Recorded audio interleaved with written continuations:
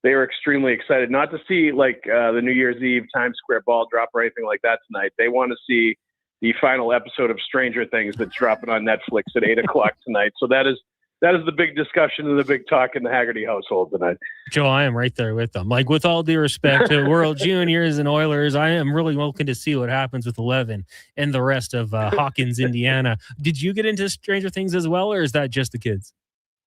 Oh yeah, no, I was actually like very into it at the beginning. I grew up as an 80s kid, so like all the references and nods to all the movies, everything else were right in my wheelhouse. So I was into it even before the kids were. I kind of got them into it, so I'm to blame. Awesome. No, it's going to be awesome. I'm just hoping Netflix has the capabilities not to go down, because I feel like a lot of people will be tuning in.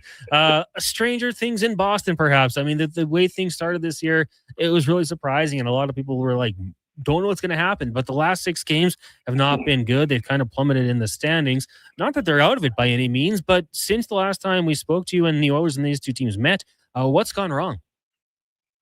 Yeah, I think it's about the defense and not like paying attention to details, and sort of, I think their offense is starting to struggle a little bit, and their Morgan Geekie hasn't had a point in 4 games, and David Pastrnak hasn't been as explosive, and they rely on them a lot for their offense. So I think they've kind of veered away from their defensive principles and being stingy defensively, trying to cheat a little bit to create more offense because they feel like it's been a little bit of a struggle lately. I think that's part of it. And that's opened them up defensively doing that. And that is not their bread and butter. Marco Sturm has talked a lot over the last few days about the Bruins needing to sort of get back into the mentality they had when they were in their winning streaks, which was trying to win 1-0 games, trying to win 2-1 games, really being stingy defensively, paying attention to detail, hustling on the back check, playing connected hockey, both offensively and defensively. All the things that they did well, they've kind of veered away from that. And I think, part of it is that. Part of it is the schedule catching up to them. They've played more games than anybody else in their division and in the Eastern Conference. And, I think it really, around the Christmas holiday, you could see they look like they were playing with tired legs a lot of the time, taking a lot of stick fouls and bad penalties that showed they weren't moving their legs and they were kind of just reaching with their sticks and chasing the play a lot, which told me they just didn't have the same energy that they had in the good parts of the schedule. And I think, frankly, I think that's something that we've seen around the league, where there's been streaks, good and bad, for just about every team because of the compacted NHL regular season schedule because of the Olympics. And I think the Bruins were at the mercy at the bad end of that over the last stretch. Now, that being said, they had another 6-game losing streak towards the beginning of the year that they ended with an unexpected win over the Colorado Avalanche at home. So I think their mentality is they can pull the same kind of a trick tonight against an Edmonton team that nobody expects them to beat, riding a 6-game losing streak as well. Now, you mentioned just kind of the compressed schedule with the Olympics. The Canadian team was announced earlier today. Morgan Geekie in 2025 leading the way in goals scored with Nathan McKinnon at 50. Were you surprised there wasn't more discussion around his name? Yeah, a little bit. I think, certainly there was a lot of discussion about it in Boston, and the expectation he was going to get maybe more consideration than people expected. That's a difficult roster to crack, obviously, the Team Canada roster, and it's there's so much talent there. I think the feeling is that maybe, league-wide, maybe like across Hockey Canada, there's not quite the belief in him that he belongs with that group yet because he hasn't sustained it for long enough. And it's more like, is he in a really good stretch, or is he in a really good situation in Boston where he gets to shoot the puck a lot and sort of be a guy that can, benefit from Pastrnak and the amount of defensive attention that he gets and some of the open looks that he gets and, things like that. Obviously, think about it. A couple of years ago, he was a guy that, the Seattle Kraken basically didn't offer a contract to, and that's how the Boston Bruins got him. So, this has been a sudden emergence from him over the last couple of years with the 30-goal season last year and him being neck and neck with Nathan McKinnon a lot of the first half and goals scored. So, maybe Canada needs to sort of catch up to the Morgan Geekie train a little bit if he continues to score and continues to play well. I can tell you this. I don't see many better shots and releases in the NHL than Morgan Geekie. There are not many players in the league that can beat a goalie when he sees the puck coming and knows where it's coming from and can see the shot Morgan Geekie's one of those guys with the shot and the release he has. Even if the goalie sees it coming a lot of the time, he gets handcuffed and he either gets beaten or gives up a bad rebound. So, a guy that can shoot the puck like that, especially with a talented team like that, and he's like 6'3", 210 pounds, really good size, plays a rugged game. There should be room for a guy like that on anybody's hockey team, whether it's Team Canada or anybody else. Yeah, 25% shooting percentage. Like, that is unbelievable. When every 4 shots he's taken, he's finding a way to score. So, yeah, it's kind of an interesting one there. I know, I remember back in 2002 when Jerome McGinley played his way onto the team. I guess maybe the Team Canada brass needed to see a little bit more from him. Just sticking with the Olympics, you're down south. Obviously, the Olympic team for the United States going to come out on Friday, I believe. Do you think there could be any surprising names in that one, or maybe a roster similar to the Four Nation face-off? I think it's going to be similar. There's probably going to be a little bit of change. I think the latest rumblings were that Adam Fox isn't going to be on the roster. And he was on Four Nations, which is a little surprising. But, at the end of the day, the Team USA didn't win the Four Nations. So, you're not beholden to keep a roster that didn't get the job done. And if I had a critique of Team USA, watching the Four Nations, being there to watch a lot of those games, the one thing I saw was some players that weren't as physical as they needed to be, weren't as stout as they needed to be, just all around winning battles and being strong. And guys like Adam Fox, guys like Jack Hughes, for my money, just they didn't seem to fit in with a lot of the style of play that was going on. That was like a heavy playoff style level of play as far as the hockey that was being played. So, I'm not surprised if a guy like that gets changed, or, me personally, I really thought Jack Hughes looked like a boy amongst men in the game that he was playing, the games that he was playing. They may not make those kind of changes, but I think they did need to change a couple of players and change up the DNA a little bit on that team. But still, we're splitting hairs with both Canada and the U.S. They have so many good players to choose from, such a wealth of talented players. It's going to be so much fun to watch them in the Olympics because the rosters are just stacked top to bottom. We're joined by Joe Haggerty, covers the Boston Bruins for the Boston Sports Journal. And I'm just looking here. You've got a picture on your X or Twitter page, the header, you and Brad Marchand. Are you surprised to see him get named to Team Canada? No, I think guys are legends. That's why it's hard for a guy like Morgan Geekie to break into a roster, is because there's guys that have such long resumes of accomplishments, of winning, of being a future Hall of Famer, of, rising in the big moments in big games, like iconic player of his generation. Like, Brad Marchand has all of those things, in addition to the 2 Stanley Cups that he has, and just celebrating scoring 1,000 points in the league. And, that's what I mean when I say Team Canada's got an amazing pool of players to choose from. You really can't go wrong with who you choose. And it was really always going to be an uphill battle for Geekie, because maybe that's one of the spots that you're sort of potentially looking at him for. And, I love Morgan Geekie as a player. I think he's an up-and-coming, really strong player. Maybe he gets consideration for international play a couple of years from now. But I'm putting Brad Marchand over Morgan Geekie on the Team Canada roster 10 out of 10 times, just because of who he is as a player and a competitor and just a winner. Joe, I wanted to just ask you, like, worst case scenario, if this season continues the way it has gone for the Bruins as of late, and like you said, they lost 6 earlier on and bounced back. But if we get to the deadline, the Bruins have a lot of key players locked up long term. Is there anyone you think that could be moved out to a contender? I don't think a lot of the guys that are term would together. Don't forget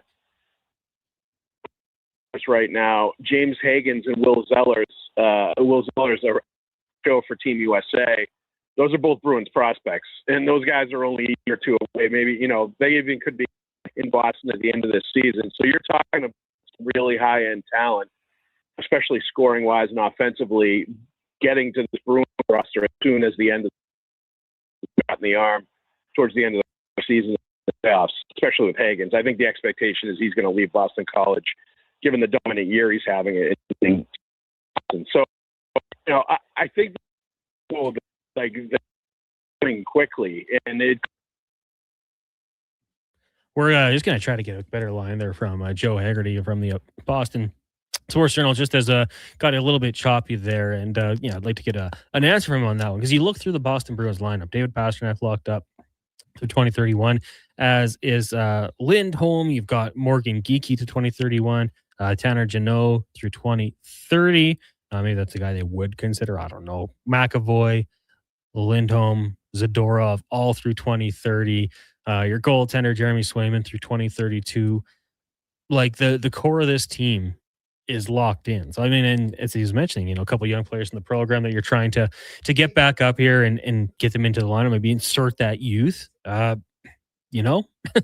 Maybe turn things around quicker than usual. Like they did things okay. I think we do have Joe back here. Sorry, Joe, we're getting a little bit choppy there. I didn't want to waste your answer just about, if there was any chance to move on from some of these players.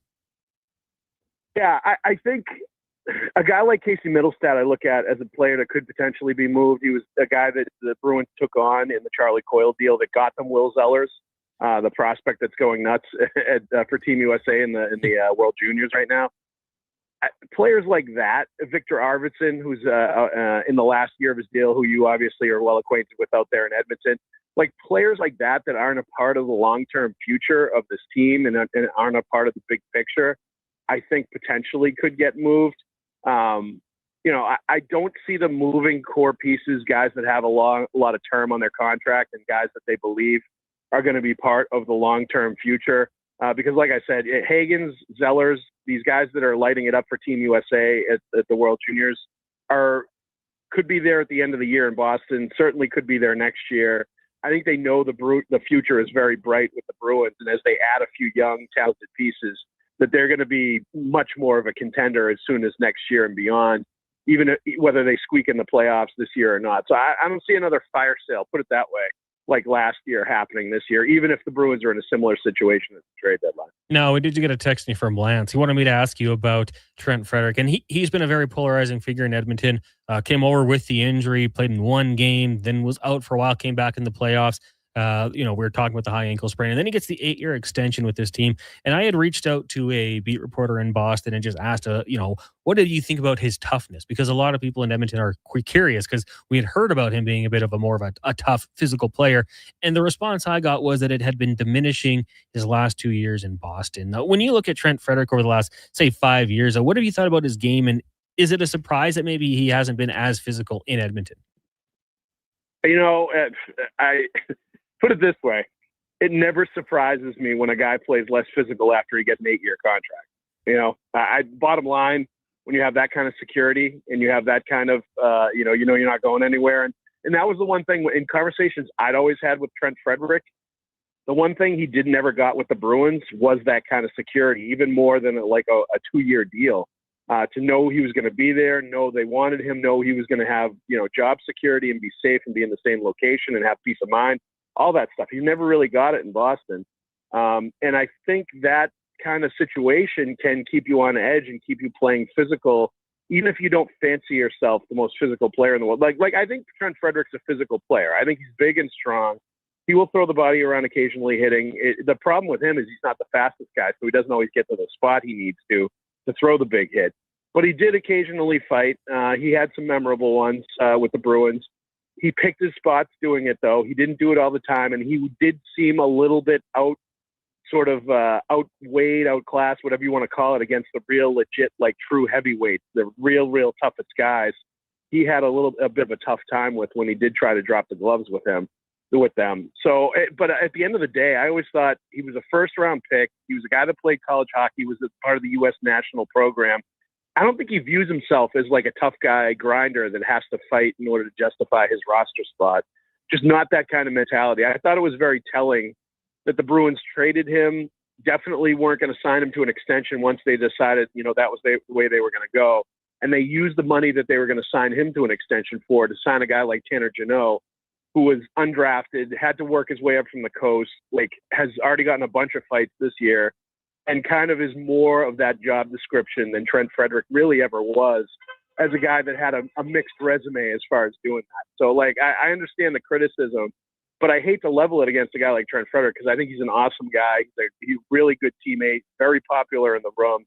I just think he views himself more as a skill player or a guy that can put up some points rather than a guy that has to justify his lineup split by fighting and being a tough guy. I think he's kind of miscast in that role. Yeah, I mean, he dropped the gloves against Matthew Olivier, and I think hockey fans, Oilers fans respected it, but I don't think that was necessary. Play more of a physical brand of hockey if he could, and Oilers fans would absolutely love him. But yeah, a couple of fights here in Edmonton, and hey, he's got a lot of time to redeem himself, and if he does, Oilers fans will love him. Well, Joe, thanks so much for doing this today. Really appreciate it. Enjoy the hockey and enjoy Stranger Things as well. Yeah, good luck to the crew in Hawkins. Thanks, Connor. Take it easy, buddy. There you go. Joe Haggerty covers the Boston Bruins. Been doing so for a long time. Appreciate him joining us on the program. Anyone else out there watching Stranger Things, or is it just me and guest of the program? I don't. Declan's into it. Donovan's not into it. The Duke not into it. Brad Slater really into it. It's kind of a mixed bag here at Sports 1440. So let us know. All I'm getting on social media is theories. It became my algorithm, and I don't watch shows that way. I'm not trying to figure out what's going to happen. I'm just taking it as it goes. So I'm really intrigued for that one, but that's going to be like a midnight watch, I think, for me tonight. Keep the text rolling in here, 1-833-401-1440. When we come back, we'll be joined by Tyler Uremchuk from Oilers Nation and Daily Faceoff here on the Jason Gregor Show, brought to you by PlayAlberta.ca. Legacy Heating and Cooling sucks. Yeah, Legacy can now suck your ducts with professional duct cleaning, furnace cleaning, and dryer vent cleaning. Call Legacy. Call Legacy. When you need the filth sucked from your air ducts. Call Legacy. When you want cleaner air for your family. Call Legacy. Call Legacy. Legacy now offers air duct cleaning. Book in today. Just call Legacy. Bringing every project to life requires the right team. By joining the Japa Machinery Group service or sales teams, you can be part of setting a new industry standard. Celebrating a legacy of excellence with Japa. Learn more at japamachinery.com. I'm tired of waking up tired. Waking up tired. Are you tired of waking up tired? Come visit our sleep experts at the Brick Mattress Store. Get Canada's guaranteed lowest prices on all things sleep. Plus, try your new mattress for 6 months. If you don't love it, we'll find one you do. Some conditions apply. Stop waking up tired. Get the right mattress, guaranteed. Only at the Brick Mattress Store. You wanted local sports on weekends. Saturday mornings at 9, check out the Saturday Sports Setup, where we'll tee up what's happening on the weekend sports scene. Tune in Saturday morning at 9 on Sports 1440. Looking for the perfect used ride? Now's the time.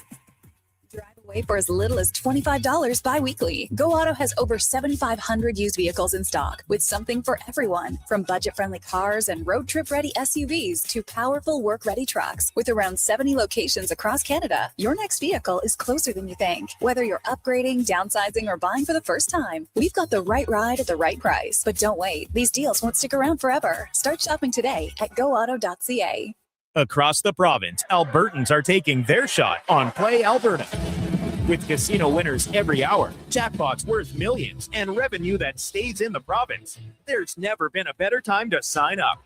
Right now, our listeners can score a $50 free bet when they make a minimum $50 deposit with code Gregor50. That's code Gregor50 for a $50 free bet. Start playing with your game sense today to find out if you're Alberta's next winner. I'm getting McDonald's. You want anything? Oh, yeah. I'll get I'm obviously going to get the McVeggie, medium fries and a medium fountain drink for $9.99. It's my favorite meal, and it's new. Plus, if I get that, maybe he'll want it too. And then he'll always thank me for introducing him to the McVeggie. I'll be a hero. So, McVeggie fries and drink? How'd you know? You were thinking out loud again. Get yourself a McVeggie meal for just $9.99 plus tax for a limited time only at participating McDonald's restaurants. Hey, Gary, is that your dad? No, this is Evan, the new sales rep I hired. Oh. First impressions matter, but when hair loss takes over, it can feel like you're not being seen for the maverick you truly are. Hi, I'm Dr. Vance Elliott. At Advanced Hair and Skin Surgery, we know that hair loss is more than just a cosmetic issue. It's personal. Let's discuss all the cutting-edge options available so you can make a great impression every time. Book a free consultation today at drvanceelliott.com.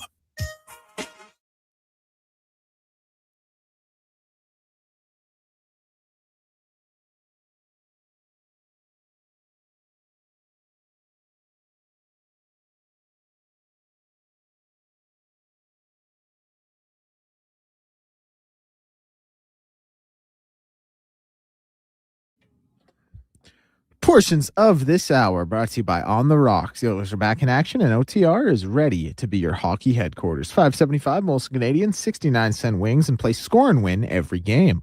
See more at ontherocksyegg.com. From puck drop to kickoff, it's the Jason Gregor Show on Sports 1440. Presented by PlayAlberta.ca, Alberta's only regulated online gambling website.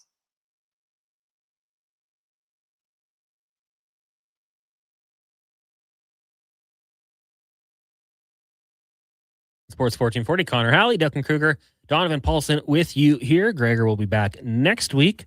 We'll have us three back on Friday as well. The show brought to you by PlayAlberta.ca. Check it out. Boosted odds for the Gregor special. There's 3 of them to choose from tonight. Also, when you make your $50 deposit, use promo code Gregor50 for a free bet. Text lines 1-833-401-1440 if you'd like to get in on the conversation. I did ask you guys, does anyone else out there watch Stranger Things, and will you be watching it tonight after the Oilers? Titan says we smashed the new episodes. Fun show. It is a fun show. Yeah, it's a good show. The new episodes, I did the same sort of thing, like just ran through it as quick as I could. Will says, my wife loves Stranger Things. I don't. We're watching Stranger Things. Well, Will, well done. Happy spouse, happy house, as I hear people say around here. I don't see how you can not like it. Like, it's not a bad show. Lance says that I'm not watching it. Just finished Heated Rivalry. Up next is Fallout. Well, I heard that's a good show as well. But you should give Stranger Things a look. Right now, let's get to the Oil Report. Is the Edmonton Oilers in action tonight, taking on the Boston Bruins? Puck drop 7:30. We'll have pregame coverage for you here, getting going at 6 with Andrew Walker, Donovan Paulson, and former NHLer Landon Ferraro. This segment brought to you by Go Auto. Go Auto has donated more than $24.1 million to local charities and takes pride in supporting communities where they live and do business. GoAuto.ca. We bring in Tyler Yaremchuk from Oilers Nation and Daily Faceoff. Give him a follow on X at Tyler Yaremchuk. Ty, good afternoon. How are things going? I'm doing good. Connor, how are you? I am doing good. Are you on the Stranger Things bandwagon, or are you a fan of something else? No, too spooky. No, it's just not my thing. And I don't know. I'm not a big sit down. Like, if I get into a TV show, I'll rip it out and I'll binge it. But right now, I'm kind of in a little bit of a dry spell. There's really not a lot that's catching my attention. Stranger Things, I've seen some of the clips online. I don't know. It just doesn't do it for me. It can be a little spooky. I'll say season 3, maybe there were some times where I sped it up a little bit, turn the lights on just to be safe. But yeah, it's definitely not for everyone. But a lot of our guests today actually saying that that's top priority after sports. Now, we got a lot to watch. We've got college football playoffs, got Hockey Canada, the World Juniors, and then Oilers and Bruins. Where would you like to start, Tyler? I'm going to leave it up to you. You want to go Olympics? You want to go World Juniors? Bills, Oilers? Where do you want to start? I think Olympics is top of mind. Today being the big day with the announcement earlier on, I wasn't really I'm not sitting here freaking out that, oh my God, no Hyman, no Nuge, no Bouchard. The writing was kind of on the wall. Insiders in today's age are so good that we all kind of knew Evan Bouchard wasn't making the team. We all kind of knew there wasn't enough talk about Zach Hyman potentially being on the team, which I think is a massive mistake by Team Canada. And, I'll preface massive mistake by saying we're splitting hairs here. The difference between Zach Hyman and Bo Horvat, Nick Suzuki, Anthony Cirelli, all these guys, they're all really, really talented hockey players. The difference is very, very small. But with that being said, I felt like the chemistry push that the team could get from having Hyman with McDavid, let's look at it this way. Nobody bats an eye that they're bringing Devon Taves to the Olympics to play with Cale Makar, because they sit there and go, Cale Makar is our number one defenseman. We want the guy who he is most comfortable playing with on his side. And listen, Devon Taves easily could have gotten into this thing based on merit. I understand that, but nobody bats an eye when it's Taves and Makar. Yep, they're pairing in Colorado. You got to keep them together for the sake of chemistry. And nobody makes that same argument for McDavid and Hyman when, let's go back to the Four Nations. The whole talk going into the medal round of that was, oh my God, there's no one to play with Connor McDavid. McDavid's not clicking with Marner. McDavid wasn't really clicking with Stone. They tried all these different things. None of them worked. Reinhart didn't work either. Bring Zach Hyman. Even if he's your 14th forward, at least if you get 2 games into the tournament, you can sit there and go, all right, Connor McDavid's not clicking with everyone. Bring in Zach Hyman. It works. And also, if you want to talk about stats or facts backing this up, over the last 3 seasons, he's 4th in goal scoring amongst Canadian forwards, despite playing fewer games than everybody else in the top 10. Don't understand why Zach Hyman wasn't getting more love, but I'm also not surprised he's not there. Good. Yeah, I totally agree with you. I mean, it's a 6-game tournament, right? Like, you have 3 preliminary rounds, and then you're playing for all the marbles. Lose and you go home. So why not have someone who has that instant chemistry? And I would also say this about Zach Hyman. His floor is extremely high. Like, even you can say he's not scoring, but what's he doing? He's throwing hits. He's winning board battles. He's setting other players up. He's a net front presence. Like, there's so many things he does well that even if he's not scoring goals, he's not hurting your hockey team, and he's still a huge benefit. So I am with you on that one. I think I don't want to ask you who would you take off this team, because I think deserving players all around. But was there anyone that didn't make the cut that you thought potentially should have been there outside of Oilers? Listen, the one that surprised me was Anthony Cirelli. I think it's funny how, Doug Armstrong will sit there and he's the Blues GM. He's obviously going to take a guy like Jordan Binnington, but he goes, look at Jordan Binnington's resume.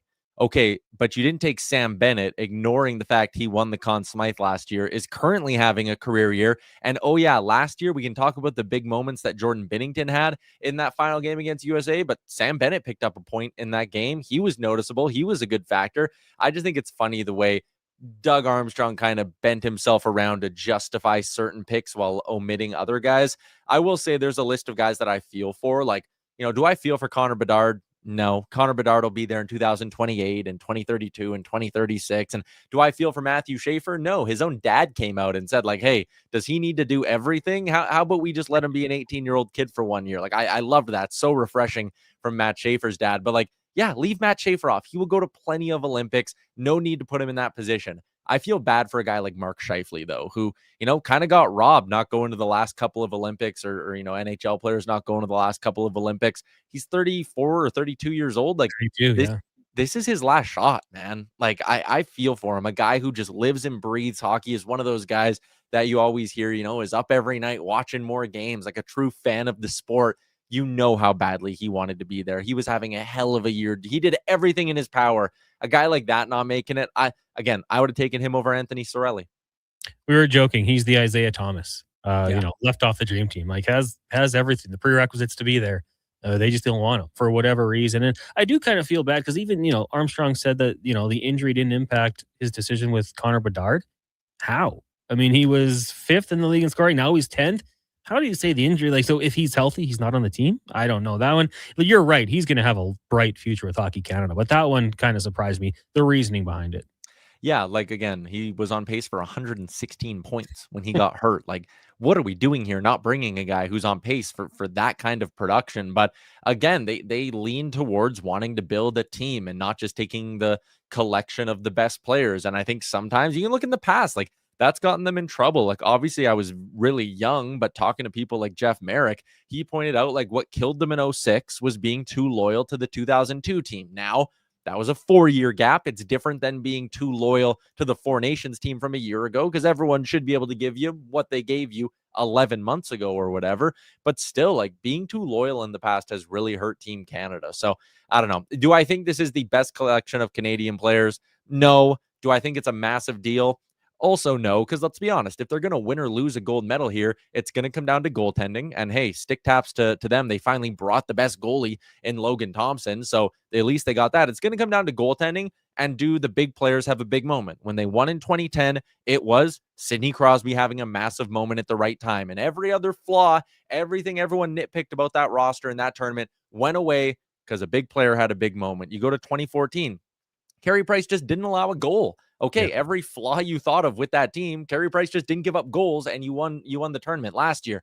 Again, if Connor McDavid doesn't score that goal, I bet you they're not bringing back the same 8 defensemen this year for the Olympics, right? But a big player has a big moment, and everybody forgets about the flaws of the blue line and the flaws of the forward group and all of that. So that's what it'll come down to in Milan is, does a big player have a big moment? Yeah, I mean, Jordan Binnington in overtime, right? Like, how good was he against the States in that gold medal game? Tyler Yemchuk joining us here on the Jason Gregor Show. Connor Halley sitting in. Catch Tyler on Oilers Nation, Daily Faceoff. Now, we should talk a little bit about the Oilers as well. Game day take on the Boston Bruins, who have lost 6 straight. That first loss came against the Edmonton Oilers going back a couple weeks. It was 3-1. Now, for the Edmonton Oilers, Mangiapane on the second line with Leon Draisaitl. What do you think about this move? To me, it's another opportunity to try to get things going here. Yeah, I think it's a sign that they're pretty committed to trying to figure this thing out with Mangiapane. I don't buy for a second the whole they're trying to boost his trade value and do the old pump and dump. What, you think Andrew Mangiapane is going to score 2 goals tonight and then some GM's going to call Stan Bowman and be like, I'm in, second round pick for that guy? Everyone's seen the first 40 games of his season. Everybody knows what he is. You have enough film on him. I think they legitimately want to give this thing one more go. Both sides have obviously recognized that it's not working, but what I want to see from Andrew Mangiapane tonight is just sort of the effort things done a little bit better. You can look at, and this was pointed out on Twitter by Blue Bullet Brad, his speed burst, which is a stat that NHL Edge keeps track of, which is over 32 kilometers an hour. His speed bursts this year have cratered compared to the last 4 years. He is not skating as hard as he has in the last few years. His hits per 60, way down than in the last number of years. Tonight, if you skate hard, hit a few guys, and throw a bunch of pucks on net, he has a great shot, and for some reason, he just doesn't want to use it. There's been more games this year where he's been held to 0 shots than had 2 or more shots on goal. Absolutely insane for a guy whose shot is that good. Shoot the puck, skate hard, hit, and you're probably going to stick in the top 6 on this team, and there'll be no more complaining about opportunity or whatever. So that's what I want to see from Mangiapane tonight. But I do think, again, if they were just simply holding him out and going, hey, we're done, we're trading this guy, neither side wants this thing to work out, they would have just kept healthy scratching him. Totally agree. Gregor had a good point. You put him on line with Leon Draisaitl. Who else in the NHL? Few teams are going to be able to put him on a line with a center like that. They're not showcasing him at all. Before I let you go, Ty, I got to ask you about the Buffalo Bills. Tough one against the Philadelphia Eagles. Those conditions certainly were not ideal. I will say, for me, they were great because my opponent in fantasy football had Saquon and Devontae Smith. So it kind of limited what they were able to do. But what are you feeling about the Bills going into Week 18 to wrap the season up? Yeah, right now, I think if the playoffs ended today, they'd be playing the New England Patriots, who maybe they scare you a little bit less with whatever's going to happen with Stephon Diggs. Not that you want to get into that, but the Bills' season is going to come down to a playoff game where Josh Allen is either going to go absolutely freak mode and do everything he can to help them win, and their defense will have to make a big play. You look at that game against Philly, yes, it sucks that they lost and the offense really couldn't get the ball moving. The conditions obviously didn't help. Josh Allen's not going to miss a throw like that to Khalil Shakir all that often either. So the fact I take a lot of positives from the fact that they held that Eagles offense in the second half to basically nothing. They could barely move the ball, never mind get points. I don't know. They're a team that if they make the big plays, they'll win. They're not a dominant force in the AFC. That's apparent by the fact that they're the 7th seed, but I look at all of those teams and go, none of them really look like dominant forces at this point. So every single game will come down to a couple of plays that end up deciding it, probably in the second half. And this is a Bills team that has a defense that's shown all year. They can make big plays. They can get an interception at a big time, all of that stuff. And an offense that has Josh Allen. So I'm willing to bet on that, even if they're the 7th seed. But even I'd admit this is far from the best roster they've had in the Josh Allen era. Yeah, if you give me one player of these 7 playoff teams to win me a game, Josh Allen's the guy, because I think it's just so wide open. And you talked about Diggs, now Christian Barmore, Patriots defensive tackle, facing some legal issues as well. So we'll see what happens if there's any punishment. Ty, thanks so much for doing this. Any plans tonight for the New Year's? Honestly, not really. Going to see a couple of friends. It's nothing crazy. I'm not the biggest New Year's Eve guy. Make it to midnight, sip a little bit of champagne, go to bed by 12:30 sort of thing. But obviously watch all the hockey, watch the World Juniors, watch the Oilers, and that's kind of it. And I'm fine with that. Well, enjoy it. All the best to you and the family in the new year. We'll talk to you next week. Yeah, same to you guys. Thanks. There you go. Tyler Yamchuk of Oilers Nation and Daily Faceoff. That was the Oil Report, brought to you by Go Auto. Go check them out. GoAuto.ca. I don't know if anyone is interested or watching this Texas-Michigan game as we're going on here. It is the Cheez-It Citrus Bowl. Longhorns taking a 38-27 lead. 4 minutes left in the fourth quarter. Arch Manning, Declan, I assume you've been paying attention. He now has 200 yards to the air, 2 touchdowns, and 9 carries for 155 yards, 2 scores. Mobile quarterback? Where did he? He obviously is not the son of Eli or Peyton. It's Cooper, who was a wide receiver, but he's showing some good speed out there. Yeah, that was kind of something both Manning brothers had always joked about. Like they don't know where his mobility came from because he has it and they never did. He's definitely, like, I wouldn't call him a rushing quarterback, but they can put him in option sets, and he's very mobile. Like, he moves around great. He's going to take the snap right here. It's going to be a handoff if they even snap it on 4th and 5. We'll see if he gets a they'll hard count on him. Almost worked, but yeah, no, he's a mobile quarterback. He moves well. I am pretty upset because this is going to be the SEC's first bowl game win against a Big 10, Big 12, or ACC team. Not great for my narrative of always putting the SEC down, but they're still going to be like 1-5. So I'll take it. Good for my narrative of pumping up the SEC. Yeah, 1-5 in both games versus the other Big 2. Turning things around here. Manning had a 23-yard touchdown run and then just had a 60-yarder. So, and if you're that Michigan offensive lineman, what are you doing? You're not moving on sound. Move on movement. Let's take a break. When we come back, 5 questions with Declan Kruger. It is the Jason Gregor Show here on Sports 1440. You can watch us also on YouTube, Facebook, X, Instagram, and Twitch. Brought to you by playalberta.ca. Hold up. Are you pulling my beard? Booster Juice has 2 new booster balls for the holidays this year. That's right, Santa. The Eggnog Booster Ball and Caramel Pecan Pie Booster Ball are 2 new flavors to put some extra jingle in your step. So are you a pie guy, Santa, or a nog guy? Both! Good call. That's extra jolly. Happy holidays from your friends at Booster Juice. Canadian born, blending since 1999. Your New Year's Eve plans just got a major upgrade. On the Rocks is throwing the ultimate party to launch you into the new year with a bang. Legendary Tallboy is hitting the stage live, providing the soundtrack for an unforgettable night. A 3-course dinner is available to kick things off before the main party starts. This is how you celebrate New Year's Eve. Dinner and a party tickets are available now. Book your spot online at ontherocksyeg.com. Legacy Heating and Cooling offers no payments and no interest for 1 year on your new furnace. So, when you wake up to no heat, Call Legacy. Call Legacy. if you need it immediately with no overtime rates, if you need it immediately and want to combo it with AC, Call Legacy. Call Legacy. no payments and no interest for 1 year on your new furnace. It could only be Legacy Heating and Cooling. You've got a go-to coffee spot, a trusted barber, even a lucky game day jersey. But when it's about looking your absolute best, there's only one name you need: Mr. Dirk. Family run since 1939, we're experts in crafting impeccable tailor-made suits and offering a wide variety of everyday styles. Pair that with personalized one-on-one fittings and the convenience of on-site tailoring. Mr. Dirk elevates your style game. Visit our Edmonton store or explore MrDirk.com. Score big on style with Mr. Dirk. Big guests, bigger takes. Jason Gregor brings the names you know and the stories you don't. Weekdays, 2 to 6 on Sports 1440. Don't miss a minute of the action on Edmonton's sports leader, Sports 1440. The job isn't done until the last load is hauled, and having a semi-trailer out of commission is not an option. Whether replacing or adding to your convoy, Edmonton Trailer has a huge inventory of new and used semi-trailers, trusted by the gravel, logging, oil field, fluids, and freight industries. Find a trailer right for you online or at one of their 3 locations.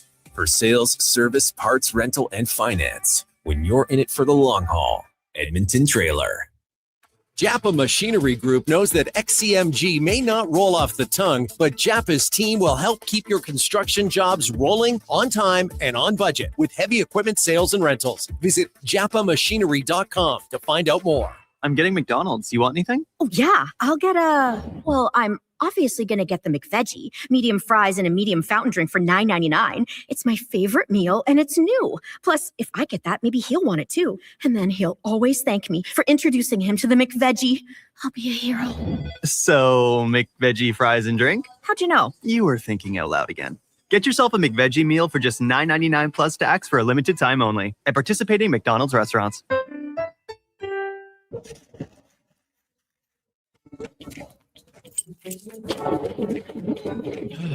Oh, Canada. Jiffy Lube is here to keep you moving through mornings like these.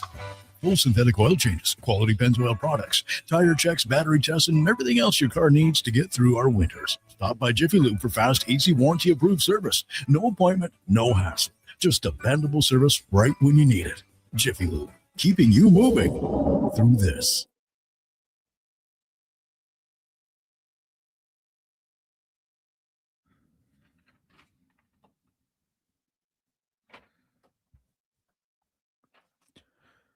Portions of this hour brought to you by Riverside Honda. It's 59 years and counting as St. Albert and surrounding areas' premier Honda and Can-Am dealer. It's your dream. Ride it at riversidehonda.com. Pro sports, local sports, minor leagues, you got it all. It's the Jason Gregor Show on Sports 1440. Presented by playalberta.ca, Alberta's only regulated online gambling website.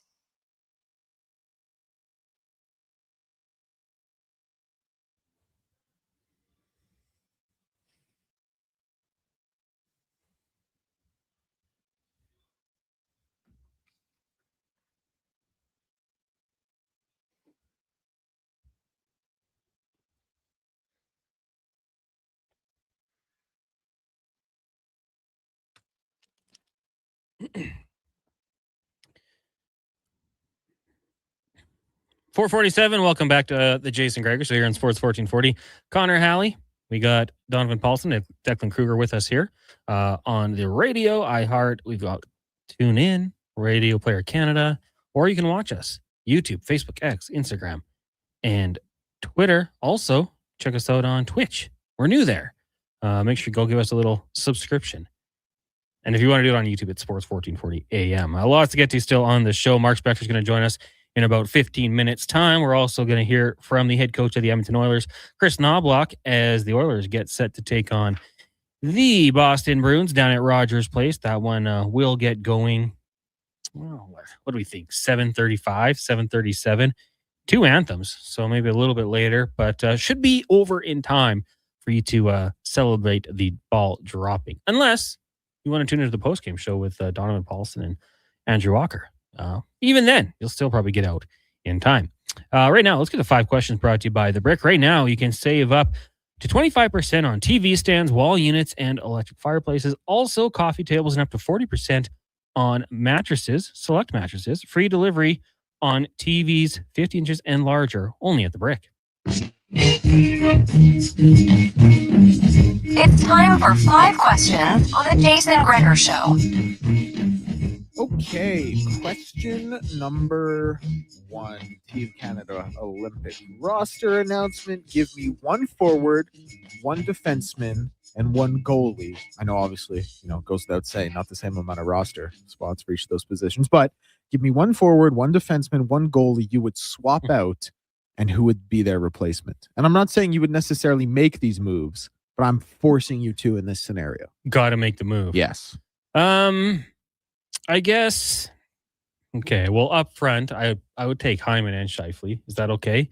I guess if I have to take a player out with, we got to take 2 then. Then I got to take 2 out.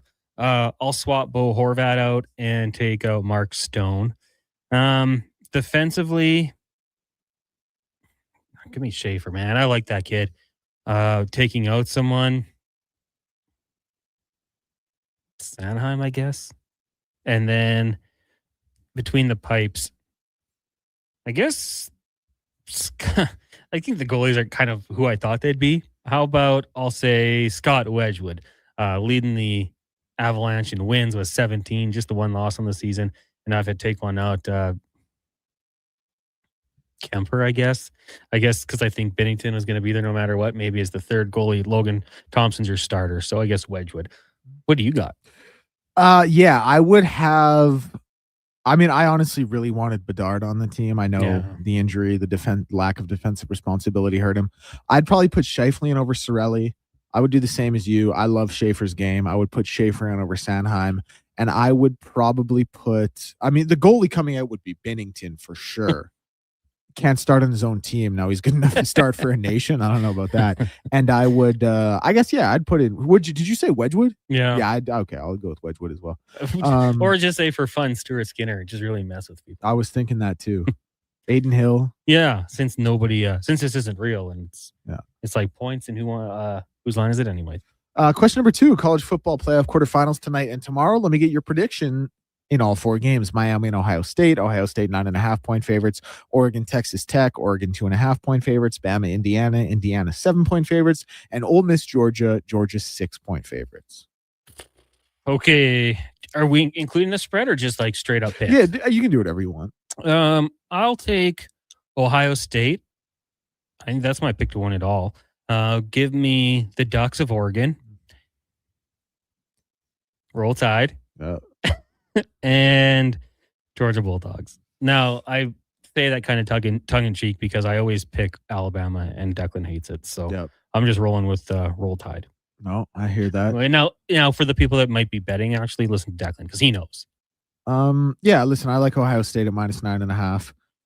Oregon, Texas Tech's a funny one. I said this earlier today. Like, Texas Tech isn't really tested, but boy, do they pass the eye test, especially on the defensive side of the ball. So for me, this is one of the games where it's going to be either, wow, Texas Tech ran into a really talented Oregon team and couldn't hang, or it's going to be like, wow, the eye test was right all year long, and they win this game like 42-15. I'd still take Oregon because I'm an Oregon fan, and I would take them at -2.5 as well. Indiana at -7, even without Staley at nose tackle, taking that all day. Alabama can't run the ball. And then, I don't know, how about Ole Miss +6? Georgia -6, actually. Let's do that. I like it. Yeah, question number 3. We normally do this for the Oilers games, but give me a prediction and a bold prediction for the Canada-Finland game tonight. Man, the pesky Finns, right? I think they'll find a way to keep it close. Let's go. Let's see the offense keeps on rolling for Canada. 5-3 win. I don't know how bold it is, but we're talking 4 points for Mr. McKenna. He's going to continue the hot play. Going in today was leading the tournament in scoring.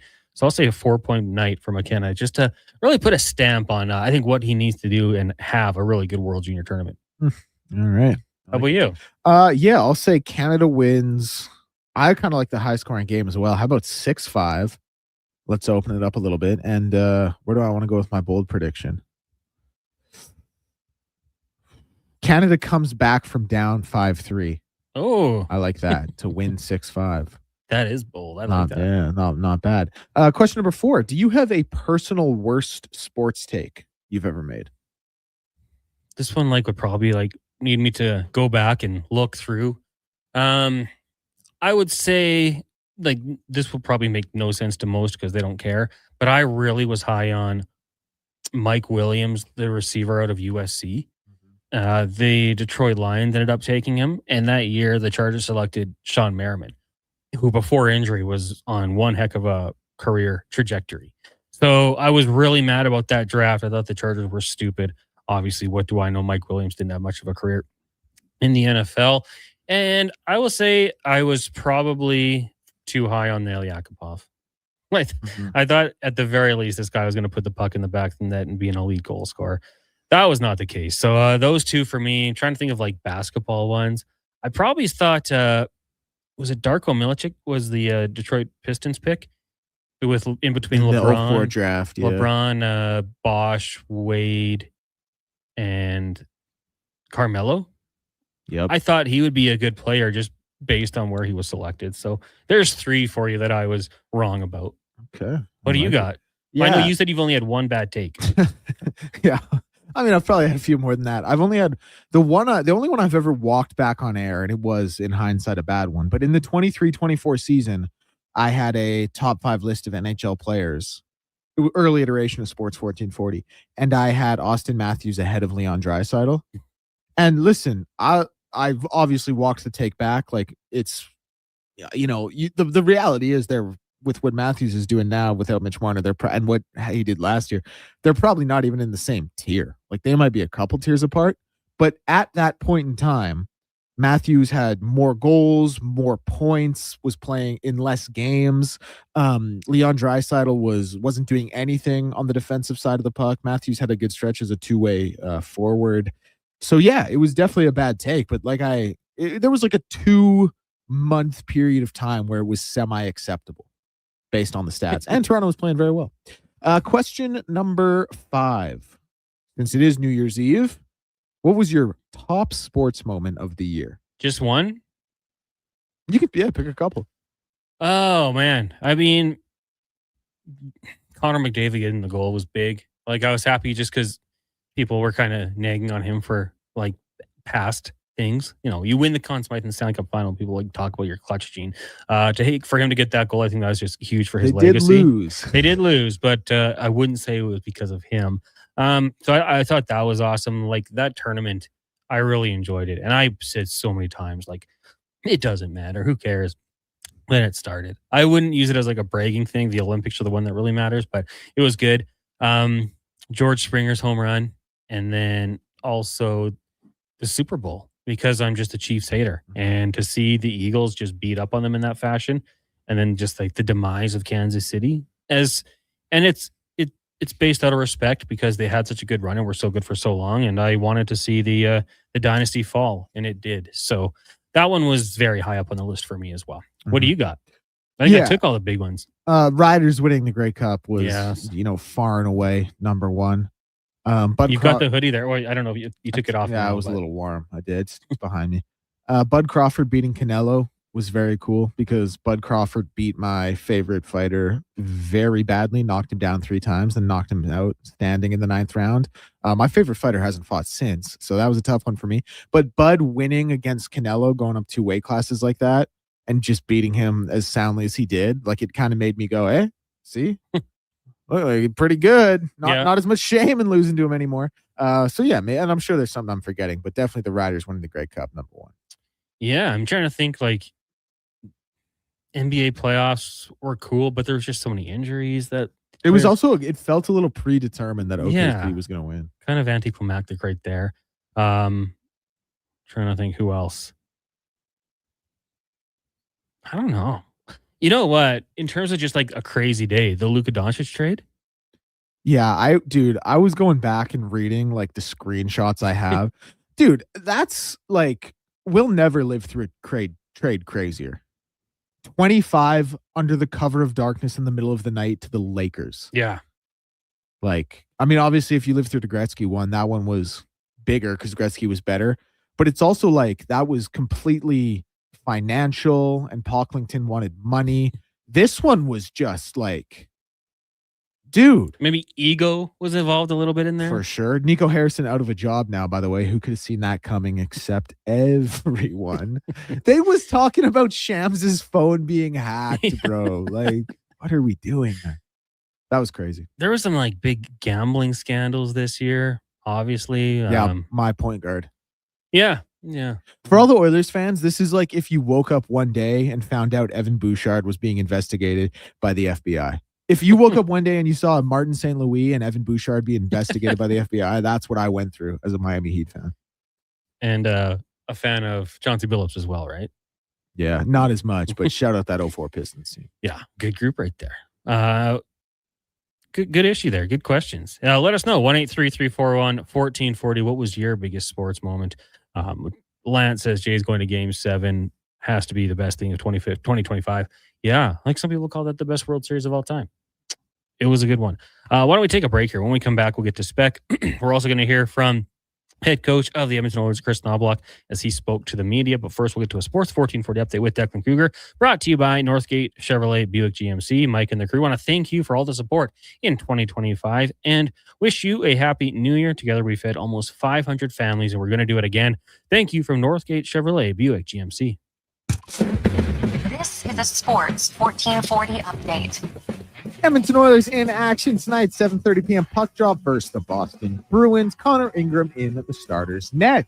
NHL Finals from earlier today. It was the Sharks over the Wild, 4-3 in a shootout. Lightning over the Ducks, 4-3 in overtime. Preds 4-2 over the Golden Knights, and the Caps 6-3 over the Rangers. One game right now sees the Red Wings leaving the Jets with just about 10 minutes to go in the first. World Junior Hockey Championship action. Switzerland over Slovakia 3-2. Czechia over Latvia 4-2. And Sweden currently leads the USA 1-0 at the end of the first period. Canada and Finland will play at 6:30. College football scores. Texas beats Michigan 41-27. Utah beats Nebraska 44-22. Iowa beats Vandy 34-27. And Duke beat Arizona State 42-39 in the Sun Bowl. NBA scores from earlier. Warriors over the Hornets, Hawks over the Timberwolves, Magic over the Pacers, and Cavs over the Suns. No games on right now, but set to tip in just a moment's time. We will see the Knicks and the Spurs and the Pelicans and the Bulls. I'm Declan Kruger. Up next is Mark Spector, and this has been a Sports 1440 update. Sports 1440 in West Edmonton Mall and Wetaskiwin. CKJR is a Stingray radio station. Download the free radio player app and listen wherever you go. Day or night, tasting just so right.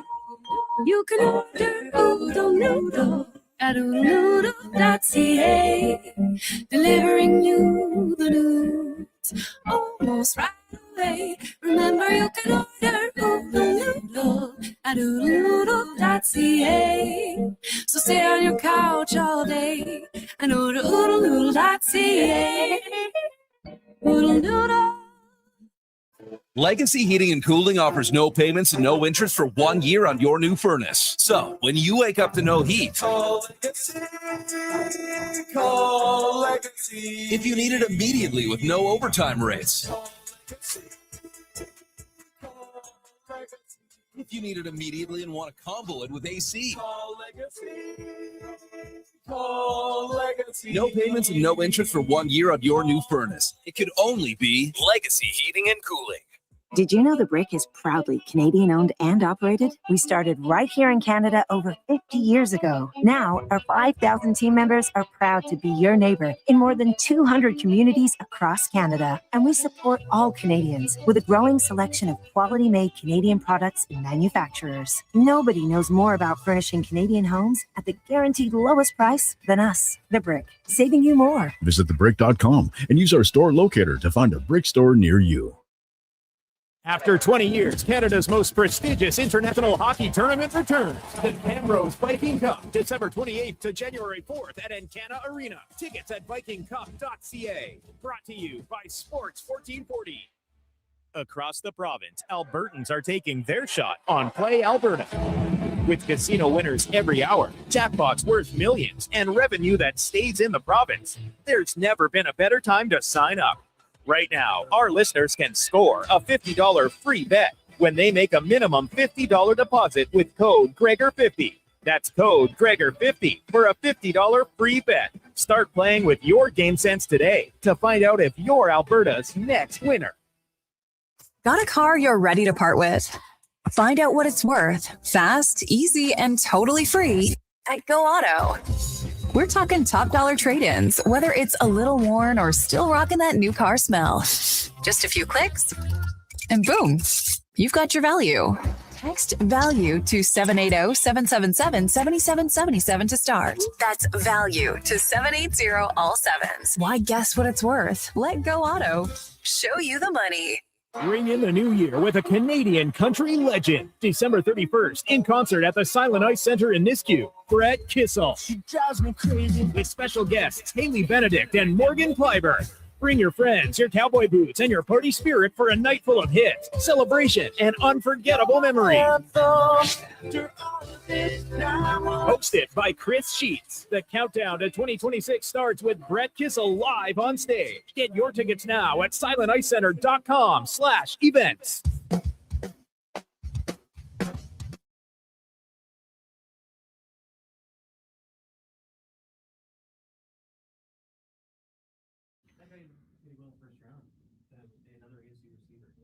Yeah. Tight. Isaiah Sue.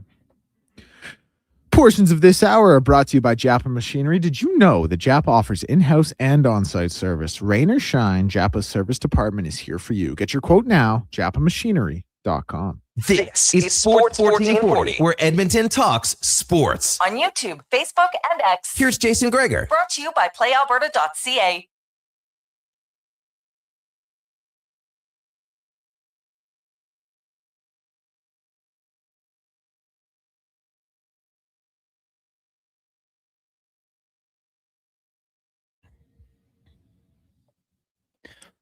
Well, welcome back. It is the Jason Gregor Show here on Sports 1440, final hour of the 2025 calendar year. Connor Halley, Declan Kruger, Donovan Paulson with you here.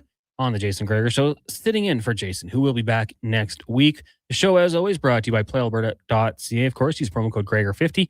Get a $50 play when you deposit $50. Also, the Jason Gregor Show specials. There's 3 of them tonight. Go check them out. Always boosted. Always making it worth your while. And we got a pretty good run as of late. As always, though, make sure you use your game sense. Oilers tonight in action. Going to be taking on the Boston Bruins just after 7:30. At 6:30, you got Canada and Finland. From Minnesota at the World Juniors, we've got college football, the U, Miami Hurricanes up against the Ohio State Buckeyes. Should be a good one. That could be going in about 30 minutes time. But right now, we will get to the Spec Report with Mark Spector, brought to you by GS Construction. They specialize in underground infrastructure. They make your life more enjoyable with running water and indoor plumbing. They're the grinders of construction. GS Construction. Spec, good evening. How are you doing today? Hey, what's going on, Connor? How you doing, man? I'm doing good. Thank you. How are you doing today? Well, tell me you're spending your New Year's Eve in front of college football. We'll have it on for maybe the first 2 hours. Multiple screens though, Spec. That's the key. We're gonna have that going, World Junior and NHL hockey. Good. You got some people coming over? No, we got the little guy, and his bedtime is about 7:30. So we're not the craziest of parties. We have to keep it a little quiet. But no, like 2 hours before my bedtime. So what's it? You got a late one tonight though. The 7:30 start on New Year's Eve. Whose idea was that?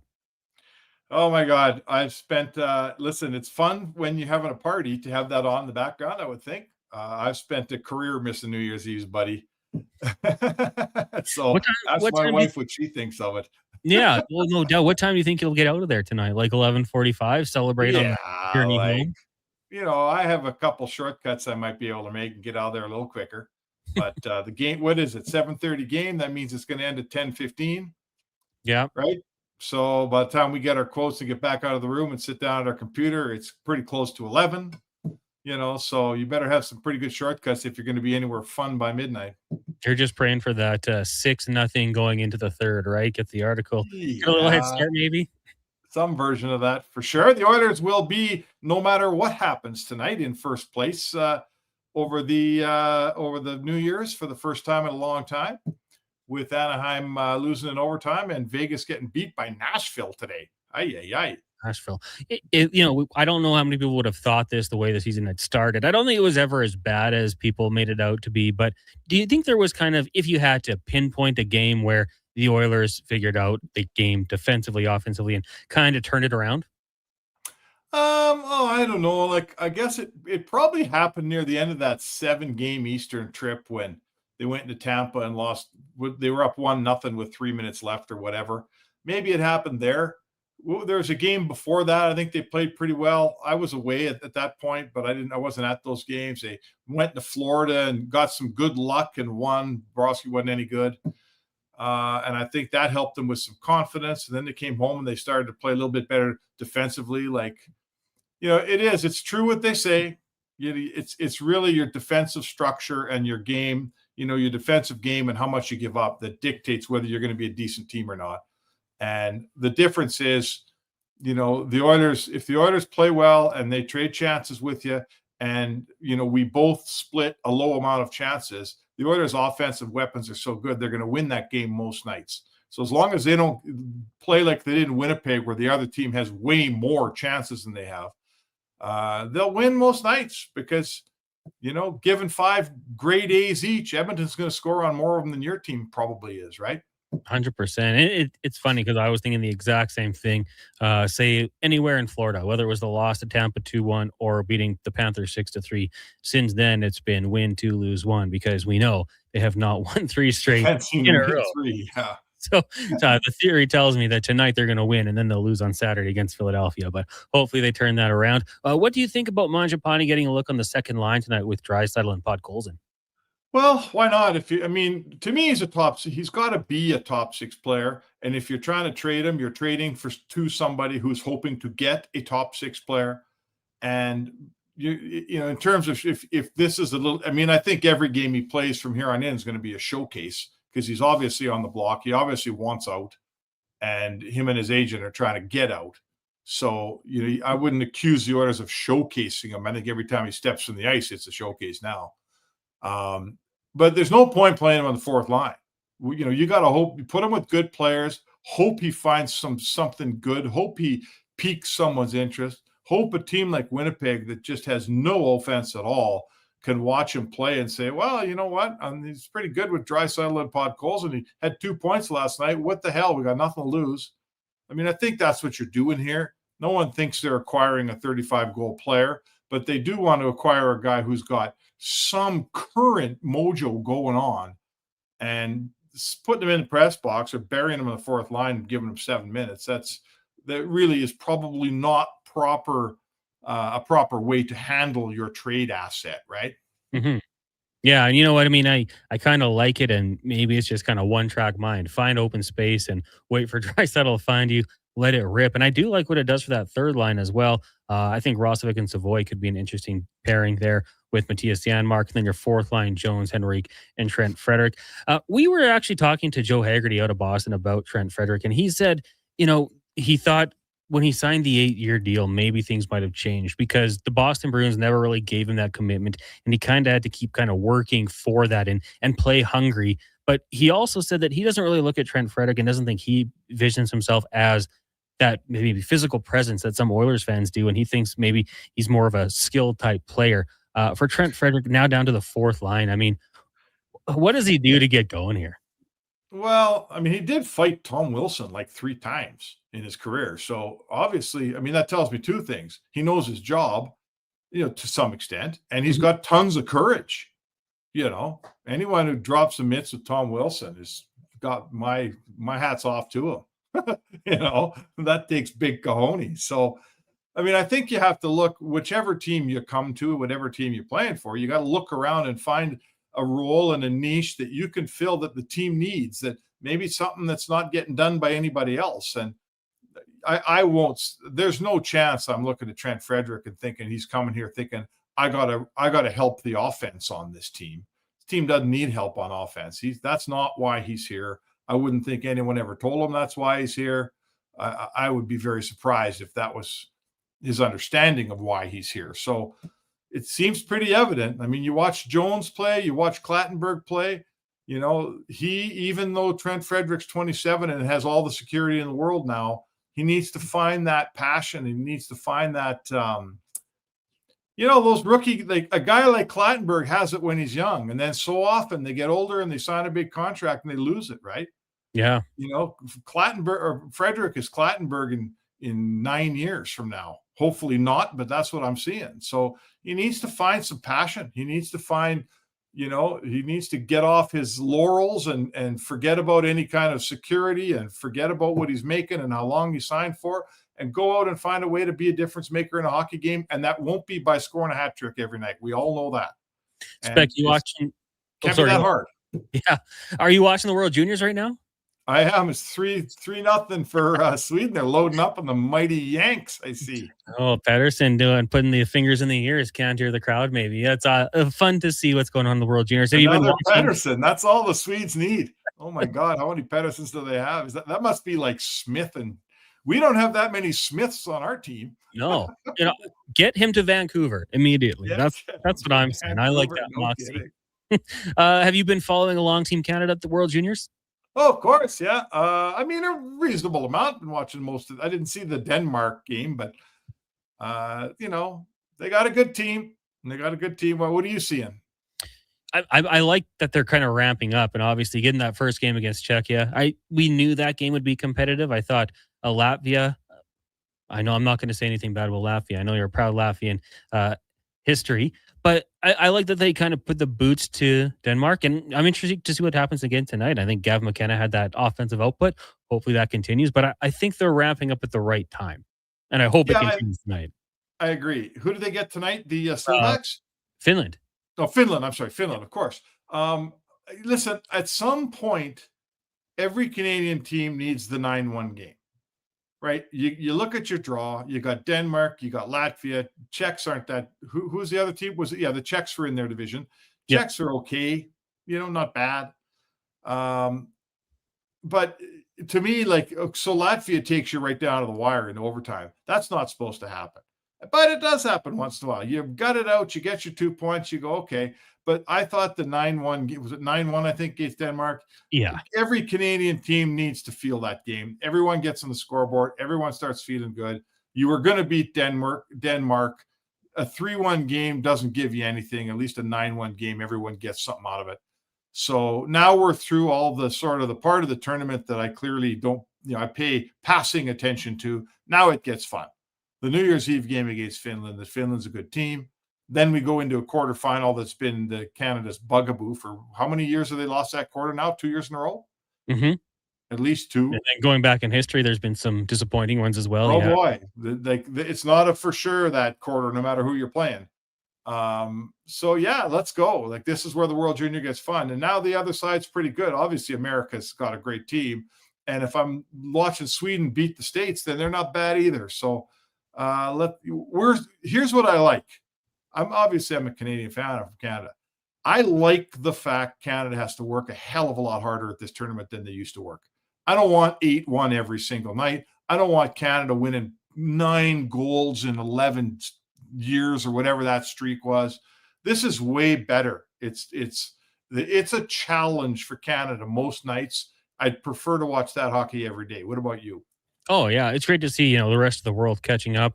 You can always take a look at the notable names missing from the Canadian roster because they are playing in the NHL and how things could be different, but that gives other players opportunities. So I'm with you. I want the competitive games, a little bit more entertainment, and it is good to see the game growing where you're seeing some of these other maybe non-traditional markets getting closer. I shouldn't say non-traditional because I still think there are kind of those 6-7 hockey powers, but there are.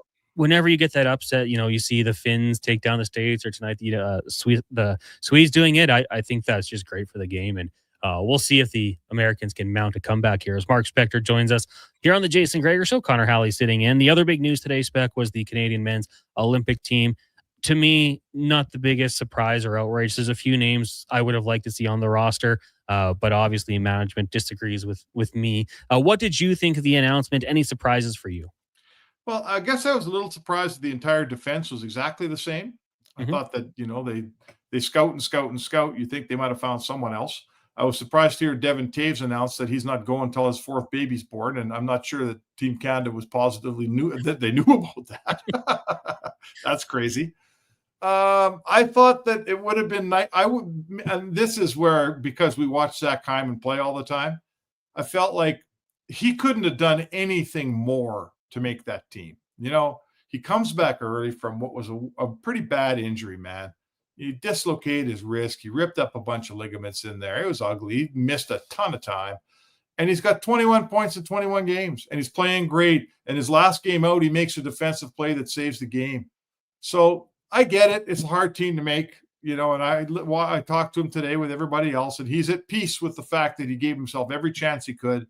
And I respect that. But I thought he would have been a nice story, like a nice reward to make that team. And he'd have made him better. I mean, he's a good player on both ends of the rink. So that's one guy I was kind of hoping might make it that didn't. I'm with you. I mean, it's a 6-game tournament max. You got the 3-round robin games, and then it's right into win or go home. And I said it with Tyler Yumchuk earlier today. I think the thing about Zach Hyman is he's got such a high floor. Like some players, when they're not scoring, they're doing nothing. If Zach Hyman's not scoring, he's winning puck battles. He's throwing hits. He's a nuisance out there. He's so good with a net front presence. So I agree with you. I think that, and it's hard to argue because the team is so good, but a few names potentially there that I think Zach Hyman could have been there instead of.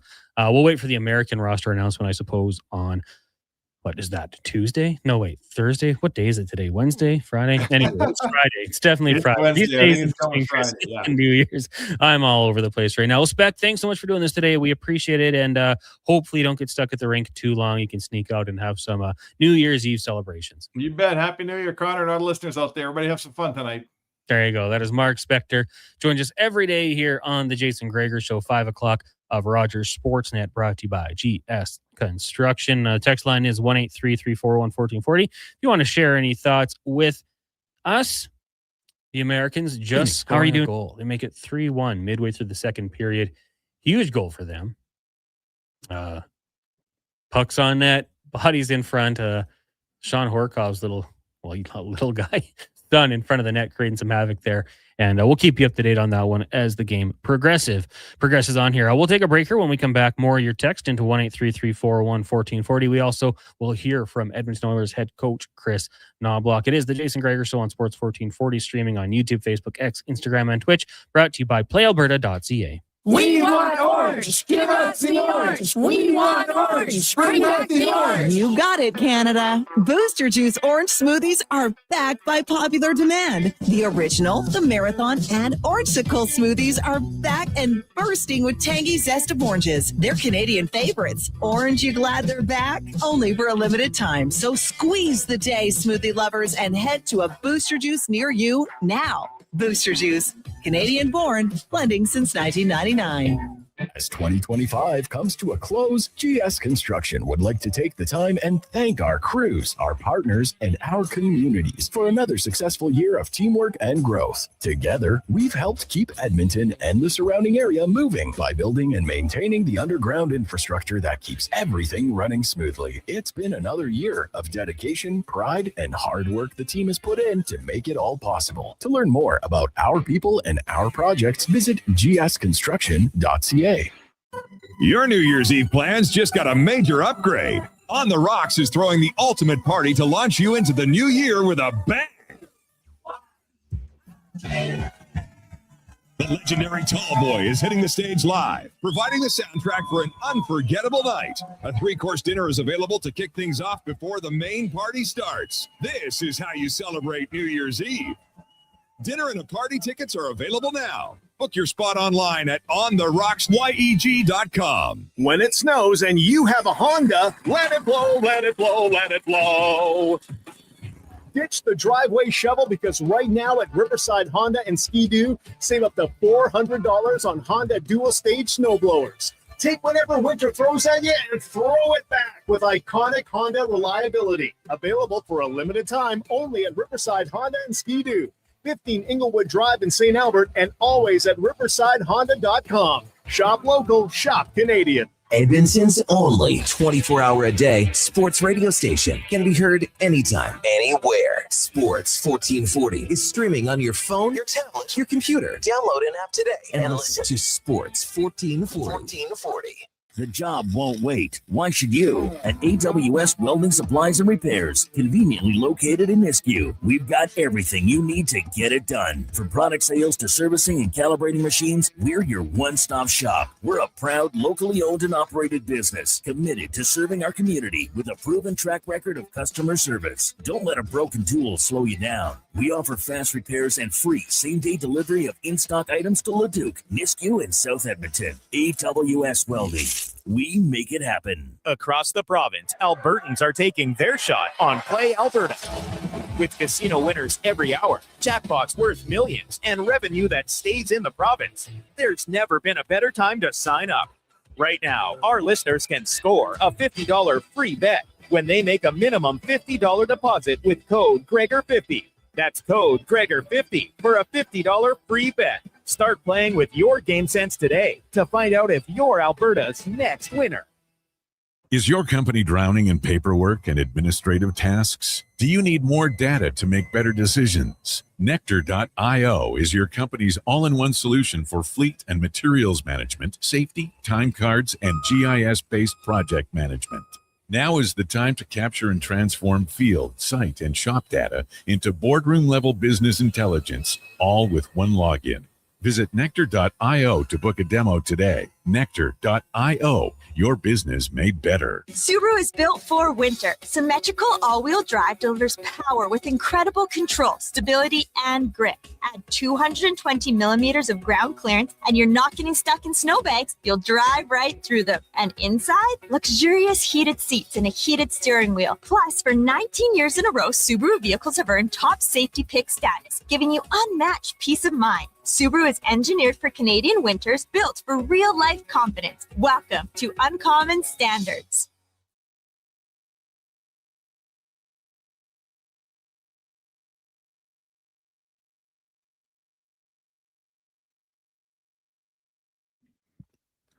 Portions of this hour brought to you by Cantork. Made in Canada, made for Canada. Where extreme isn't theoretical, find your solution Cantork.com. The Jason Gregor Show, the best of Edmonton sports talk and beyond. This is Sports 1440. Presented by PlayAlberta.ca, Alberta's only regulated online gambling website.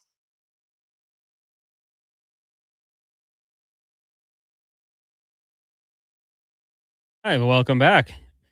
Second last segment of the Jason Gregor Show in 2025. What a year it's been. Thank you guys for following along with us here at Sports 1440. The YouTube channel growing every day, Sports 1440 AM. If you'd like to give that a sub, maybe a thumbs up for today's show, that would be appreciated. It's been fun, and we glad to have you guys along for the ride. The show brought to you by PlayAlberta.ca. Use promo code Gregor50. Get a free $50 play when you deposit $50. Use the boost picks that we have. There's 3 of them today. Primarily focused around the Oilers, and have some fun with it. Use your game sense, though. Stay within your limits. We are here on Sports 1440, YouTube, Facebook, and Instagram, and now on Twitch as well. If you want to go check that out, you can subscribe to us there. Also, Connor Halley, Declan Kruger, Donovan Paulson with you here. The text line is 1-833-401-1440. Once we do wrap up here, we will have pregame coverage with Andrew Walker, Paulson, and Landon Ferraro. It's going to be a 90-minute edition of the show. So right up to a puck drop, they will have you covered. No need to go anywhere unless you're watching on YouTube, in which case you could just go over to iHeartRadio, sports1440.ca, and make sure you give us a listen. We've talked about it all day long. The Team Canada announcements for the Olympic team out. If you have any thoughts on that, of course, text us. But right now, let's focus on the Edmonton Oilers. They are in action. They're looking to make it 2 straight wins. They'll be taking on the Boston Bruins, who have lost 6 in a row. This losing streak for Boston started in Boston against the Oilers when Edmonton won 3-1. And earlier today, the head coach of the Oilers, Chris Knobloch, spoke to the media. We'll get to those comments right now. Some new faces up front, some new faces in net. D stays the same. Just maybe give us your thoughts on the roster that's announced today and how you feel it compares to the one you had in Four Nations. Yeah, obviously very similar to the one we had at Four Nations. A couple changes here and there, but obviously disappointed for the Oilers guys first and foremost. Great players here that different year, different situation, could easily be on the team. So obviously disappointed for them, but that being said, excited. It's getting closer. Obviously with the roster announcement today, becomes a lot more real. Start to picture some of those faces that'll be there with you on the team, playing together. So yeah, really excited. I know last time there was a fair amount of dialogue and collaboration as the team was coming together, chats between coaches and players and such. Was it markedly different this time around in this roster being prepared, or did those conversations happen? Oh, I think there's a ton of work that goes into it. Obviously, all the GMs going around scouting guys. Obviously, the coach is paying attention to. I think there's always conversation going on between those guys about how they picture the team, how they picture using different guys in situations. So, I think this team could be built a number of different ways, and obviously, this is the way they've decided to go with it. And as I said, as a player, just excited about the fact that it's becoming more real, coming together. The team's announced. The Olympics are getting closer. It's getting more and more real by the day. We're seeing some of the best hockey we've ever seen out of you production-wise right now. What did you take out of last year, maybe learning how to ramp up at the right time for a mid-season event? And how much is this, I know you wanted to help the team out, but how much of this also has to do with getting your game where it needs to be? Yeah, I said earlier in the year, you got to find a way to peak in February. It's kind of unique that way. For us that have never had that experience, last year was a new experience. You go from playing a regular season, middle of the season kind of sleepy game to, a couple days later you're in what feels like playoff game 7. So going to be the same this year. Obviously it's important that guys are ramping up their games. Obviously personally I feel like I'm trying to do that too. Trying to make sure my game's in a good spot as we come down the stretch here to the Olympics. Macklin Celebrini making that team next week. A couple of young guys that are on the bench of youth, but just thought on one Macklin and then getting a bit youth on that. Yeah, obviously he's had a great year. A young guy, but very deserving. Obviously, had a great year last year. Went and played well at the World Championships, I think. And obviously he's had a great start to this year. So I got full faith in the guys picking the team, and they say he deserves to be there. He deserves to be there, and really excited about that. I think as I said, he's a young guy who's playing great, and he's a great player, and he'll help everywhere he can. Is it more disappointing for Zach, just given the fact that if that injury doesn't happen and he's got a full runway at this thing like everybody else did, it feels like with a little more time, it might have been a no-brainer. Yeah, you do. I feel for all of our Canadian guys, Nuge as well. He has his injury. But for Zach, obviously, just with that injury, it was so tough. And I know how bad he wanted to be on that team. And he did everything he could possible, push himself to get back. Probably came back maybe a touch too early, just to give himself more of a runway, as he said. And he's played great. He's played very, very well. It is disappointing, as I said at the start. No way around it. You've never played Olympic games before. You've anticipated this for a long time. You've been outspoken about the fact that you've been denied that many times. Maybe you can give us just a sense of your anticipation for this thing. It's starting to get real. Yeah, it's definitely getting real. Obviously, with the team being announced today, we're a month away basically from our break. 6 weeks, 5-6 weeks. So it's getting here, and I'm excited about it. I know everyone in here is excited. Leon's excited. It's a great opportunity for us. Something that we haven't done in ever. You're completing maybe the best regular season month of your life in this league. And now you're saying you can ramp it up for the Olympics. How's that happen? It's just more rounding out your game. Obviously, you want to make sure that, things are, the details are there. I know that's cliche, but, play the Four Nations. It's playoff hockey, and you need to be ready. Every aspect of your game needs to be ready to roll. What are your thoughts on Brad Marchand making the team, and what does he bring for that? Obviously brings a lot, experience, brings his energy too, a great locker room guy. He was a big part of that room last year, and will be again in February. You've been such a big name in Canadian hockey for so long now. Coming on Team Canada, is this an expectation or something that what are you feeling coming on the team now? I wanted to earn my spot on the team too. I think, just because you're named early, I wanted to, everyone wants to earn their spot. So it's an incredible honor to be named to that team. Whether that was last year or today, it's an incredible honor to represent your country at the Olympics, the biggest sporting event in the world. Incredibly honored. Just a quick comment on the game against the team that you guys saw just a couple weeks ago. What is the biggest takeaway from that game, and how do you use that to prepare against the challenges? Yeah, they play hard. They play very hard. They're a tight checking team. Kind of sit back in that neutral zone, almost LA-like. So got to be patient with our game.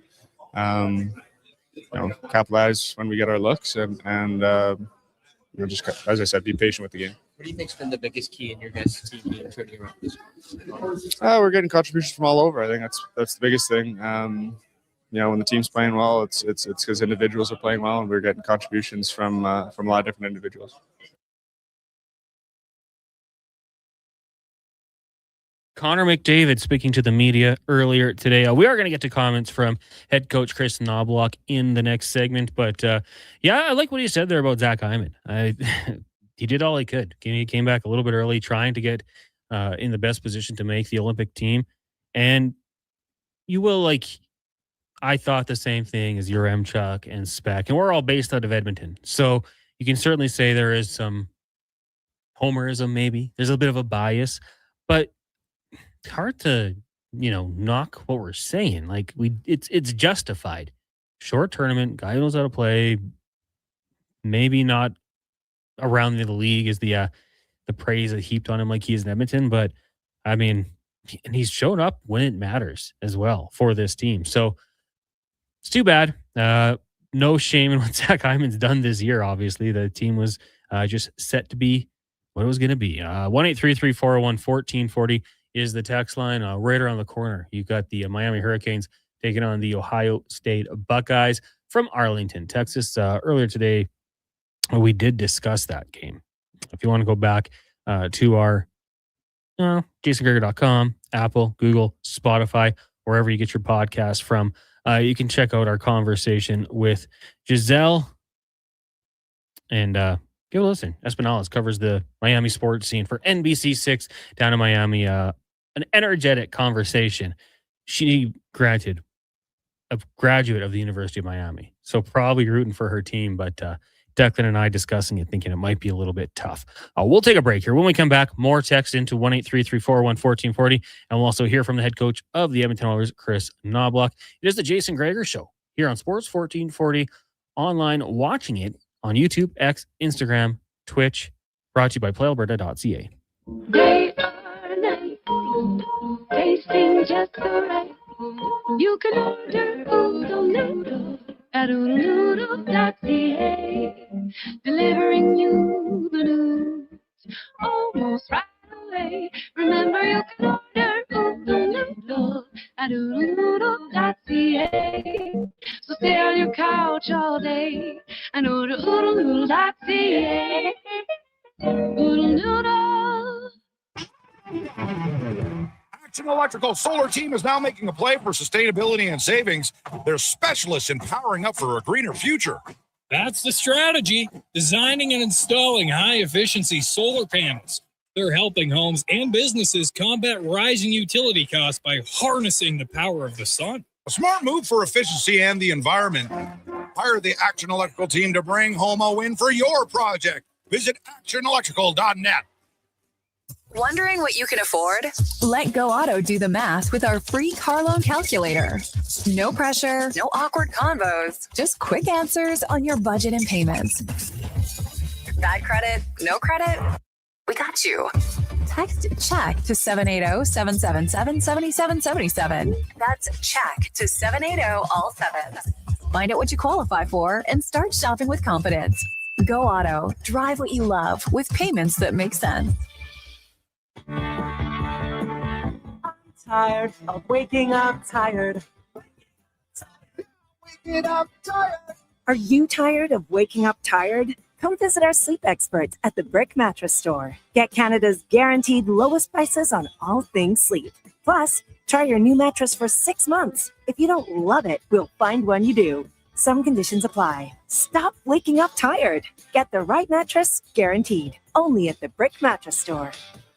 Do you listen to sports radio at work? Like right now? Well, do you? Who, me? No way. I swear. Okay, friend, we won't tell. Tens of thousands of sports fans listen to Sports 1440 each and every day. On the radio, on the listening apps, on YouTube, and on social media. If you listen to Sports 1440 at work, well, maybe it's time to advertise on Sports 1440 at work. Grow your business. Get your name out there. Shoot our ad team an email. Gregor@sports1440.ca. Let's get to work for you. Planning your next event? Let Loca Quality Market cater. From made-to-order meals to gourmet platters, the full chef tasting experiences, they make entertaining effortless. Visit loca.ca to start planning today. I'm getting McDonald's. You want anything? Oh, yeah. I'll get I'm obviously going to get the McVeggie, medium fries and a medium fountain drink for $9.99. It's my favorite meal, and it's new. Plus, if I get that, maybe he'll want it too. And then he'll always thank me for introducing him to the McVeggie. I'll be a hero. So, McVeggie fries and drink? How'd you know? You were thinking out loud again. Get yourself a McVeggie meal for just $9.99 plus tax for a limited time only at participating McDonald's restaurants. At Fountain Tire, success is a team effort. They're committed to their team members and their customers. And that means treating your vehicle like it's their own and finding solutions that suit your needs. Because whatever the road brings ahead, they're on it with you. Visit FountainTire.com today. I'm Rick Showers from No Bull RV. People often ask me, hey, Rick, do people actually buy RVs from No Bull in the fall? Fair question, Rick. Why would you want to buy an RV just when it's time to put it away in storage for the winter? And I have the answer, Bob. Because the RVs at No Bull are used, and that means every RV on our lot is a one-of-a-kind. So when you're looking for a used RV, you can be really picky. One-of-a-kind means you don't have to compromise on what you're looking for. That's right, Bob. But it also means when you find the right one, you grab it up before someone else does. Sometimes that's in the fall, but No Bull makes it easy because when you buy your used RV now, we include winterization and winter storage for free. We even get it prepared for spring camping at no charge to you. All you need to do is be ready for the great outdoors come next spring. When you think of it that way, the fall might be the best time to get your RV. And that's No Bull. NoBullRV.ca.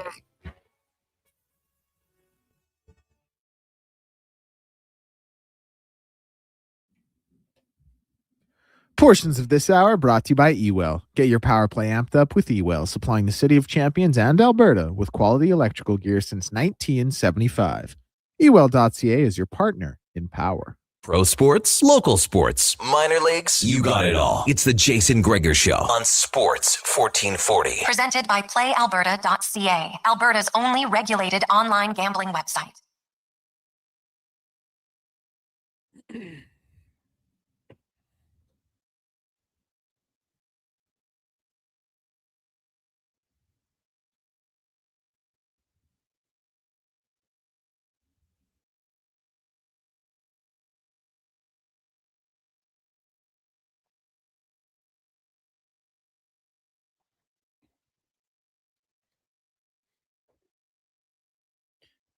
It's 5:41, final segment, the final countdown here on 2025. Hope everybody is having a great day. Thank you for tuning in. Big plans tonight, potentially. Maybe you're heading out or staying home, going to the Oilers game. Plenty to do. I shouldn't have to tell you this, but don't drink and drive. Be smart. Call an Uber, call a cab. Be safe. Have that designated driver as well. Connor Halley, Declan Kruger, Donovan Paulson with you here. It is the Jason Gregor Show, brought to you by PlayAlberta.ca. Maybe go get the Gold Ball Jackpot, Lotto 649, 14 mil. You got the Lotto Max on Friday. Of course, you can make your deposit at PlayAlberta.ca. Use promo code Gregor50. With that $50 deposit, you get a $50 bet. Make tonight's game a little more interesting.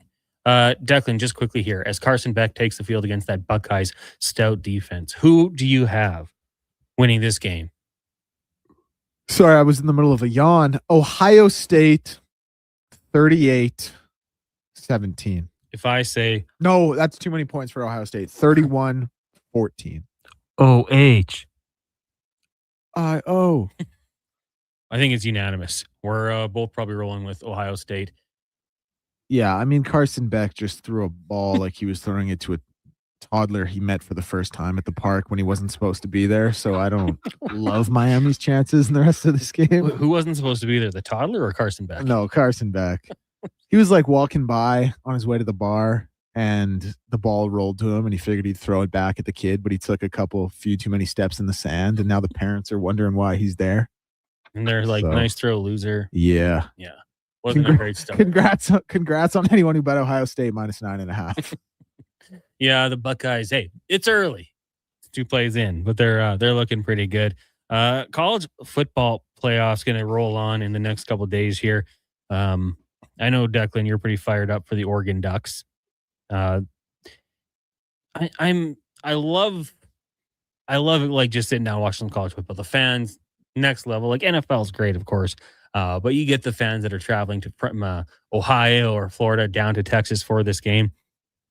They're jazzed up. They're amped up for this one. And there you go, 3-0 for the Miami Hurricanes. The Ohio State offense set to come on the field here. So as it rolls on with the college football playoffs here, I'm trying to scroll through here, but my computer's going very slow. Declan, yeah, you went through the matchups we are going to see.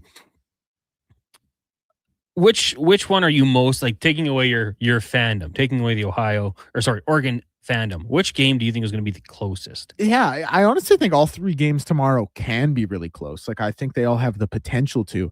If I had to hit, like, the Oregon Texas Tech game is just so tough to kind of put a pin in because I feel bad. Like, I'm repeating myself. I sound like a broken record, but like Texas Tech, they haven't played an elite team. Definitely not the caliber or the talent of Oregon, but they've looked so good. And so it's like, is it going to be the rubber meets the road when they meet a really, really, really talented 5-star level team? Or is it going to be the eye test continues to live up to the to the eye test continues to live up to what it's been, and then we get a really good game because of that, or like I don't know. I think that game could be really good. The Ole Miss Georgia game, the first game was really close. I think Georgia's corrected themselves a little bit. I don't know. I'll say Alabama, Indiana, I guess, just because Alabama is such that team and such that school where they always seem to just be in it no matter what, even when they shouldn't be, even when they've been down. Like they were down 3 times this year. The FSU loss, the Georgia loss, and the Oklahoma loss. Like they were down and they looked terrible, but they're just such a team that when they're down and they look terrible, they come back and they find a way to always be in it because of who they are. So I guess I'll pick that one. It's going to be fun. I'm really looking forward to that game tomorrow. Just like you talked about Alabama, potential number 1 overall pick, and Fernando Mendoza for the Hoosiers.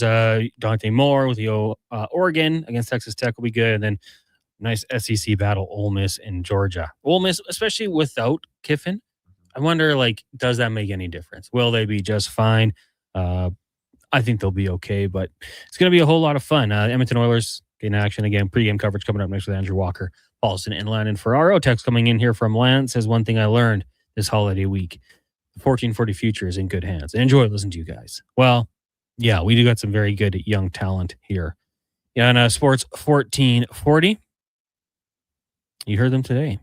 We'd Compro Evolution texting in earlier on today said Mark Scheifele should have been in instead of Mark Stone when it came to the Olympic roster. Yeah, I agree with you. Scheifele, like, especially with this team in Winnipeg and the struggles that they've been in, you know, when Connor Hellebuyck went down, we know he's back, but he just continued to play well and do everything you think that would be enough to get him in there.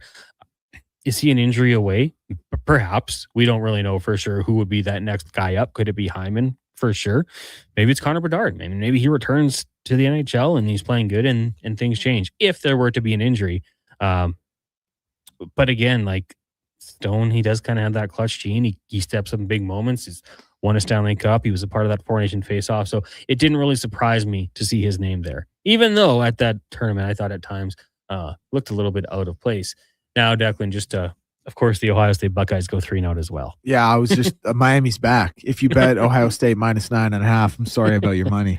You're in trouble. This is going to be a game. Yeah. Oh, it's something. The NFL, of course, rolling on this weekend as well. Declan, I could touch on that just a little bit because there are a few meaningful games. Interesting scenario. Like the NFC South for the longest time never had consecutive back-to-back winners. It was always a new team, and now this year, a very interesting situation because Carolina controls their own destiny, right? Like a win and they're in. But if the Bucs beat them when they go head-to-head on Saturday, the Bucs could still not be in because of the Falcons' latest win. Yes. So for the Buccaneers, like it'd be great if on the Saturday we had 2 win and you're in games, or you save those for the primetime games, maybe Sunday night, which we will have. But Bucs Panthers will be a fun one. Niners Seahawks should be a really good game. That NFC West has been one heck of a division. Sam Darnold versus Brock Purdy. That's a matchup I'm looking forward to. And then your comeback player of the year, in all likelihood, Christian McCaffrey has been, I guess to regain the title of best all-around back in the NFL. So that'll be a good one for sure.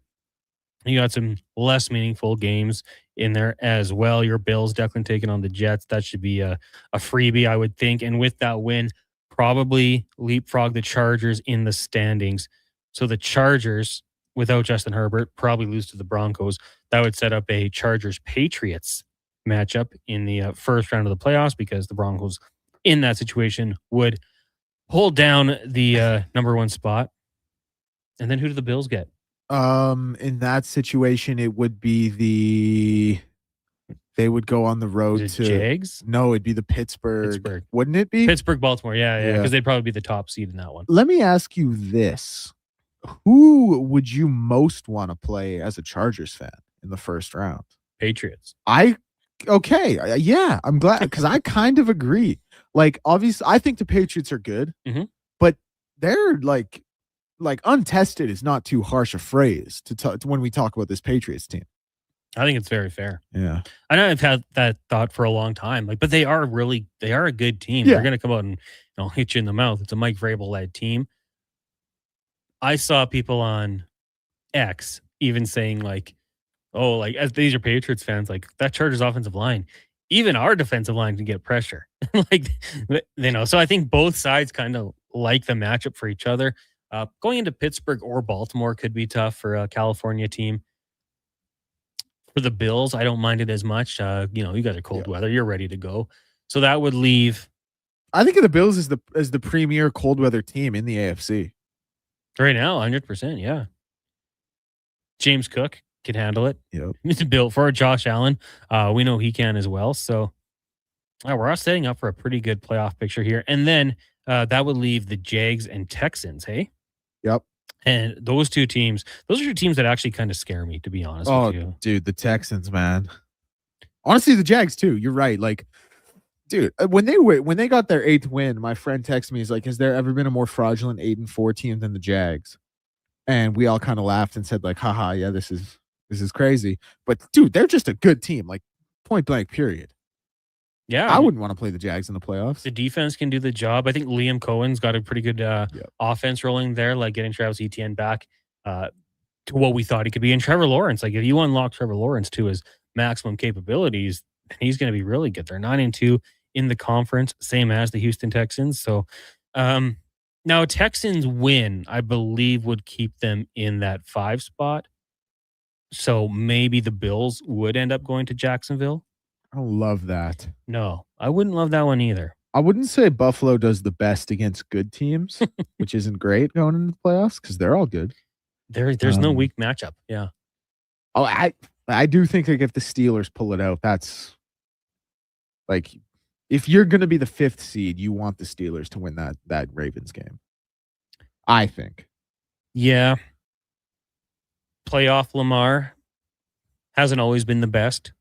Hasn't been good. It's gotten better. I think the first couple starts weren't ideal, but you don't want Derrick Henry in a playoff game if they just ramp it up and give him like 25 carries.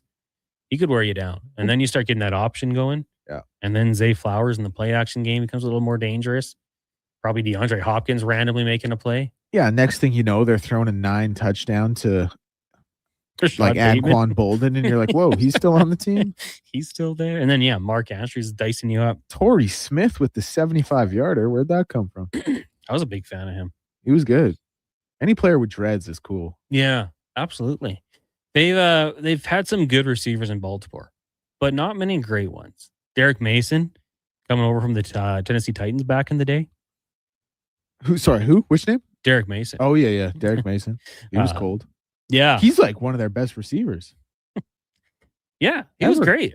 He's a really good player. He's actually I think he's on radio down in Nashville now. So I might have to try to get him on the show one of these days. Talk some football. Tim says, also Fantasy Frenzy during the 5:30 hour. Awesome. Well, half of Fantasy Frenzy. Yeah, we are kind of getting into the football nerd stuff.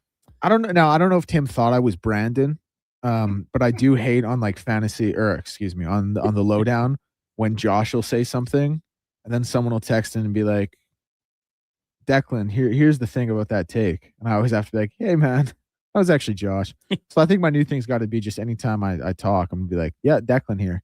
Even if it's a day with just me and Low Tide to get the reps in, I'm going to be like, hey, Declan here. That's kind of the thing, like when you're doing a interview with someone and you introduce yourself. Yep. Hey, John, Connor Halley here. And then you ask the question. Yeah. That's just going to be you anytime you have a take. Oh, dude. Yeah. Like, well, to that point, like I remember like you get in such habits in like media scrums. Like I remember one time after a game, I was the only person talking to Coach Killen. Like it was just me. And I said, and just last one from me, Coach. One last one from me. And he was like, there's no one else here. Like, what do you mean last one from you? Like, I think it's over. Someone might roll in or something behind you. Yeah. I also, at the end of season media veil, I also called Ed Coach twice. I was like, Coach. And got into my question. It happens. Yeah. It's intimidating sometimes in those scrums. They lock eye contact with you. Tim said Mason dropped a 4th quarter late touchdown against the Patriots that eventually led to a missed field goal from 25 yards out. Mason will forever be in my nightmares as a Ravens fan. That's funny because like I feel like every team, like if you asked me, Marlon McCree, intercept Tom Brady, why'd you run it back? Slide.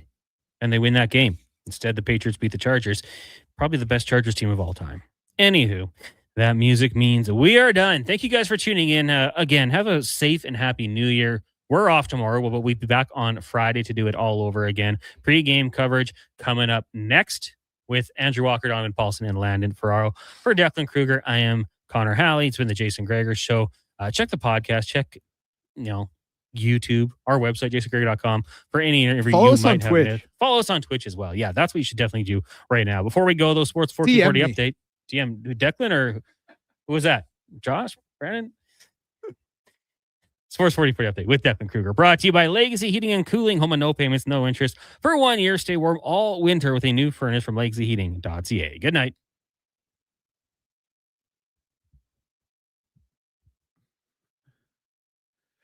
Edmonton Oilers in action. Puck drop in about an hour and a half time. Pre-game coverage set to get going just around the corner here with Donovan Paulson and Andrew Walker. Finals from earlier was the Sharks over the Wild and the Lightning over the Ducks 4-3. Preds over the Golden Knights 4-2 and Caps over the Rangers 6-3 in the first game of the day. Right now, Blue Jackets lead the Devils 1-0 at the end of the first, and the Red Wings lead the Jets 2-0 with 8:30 to go in the second period.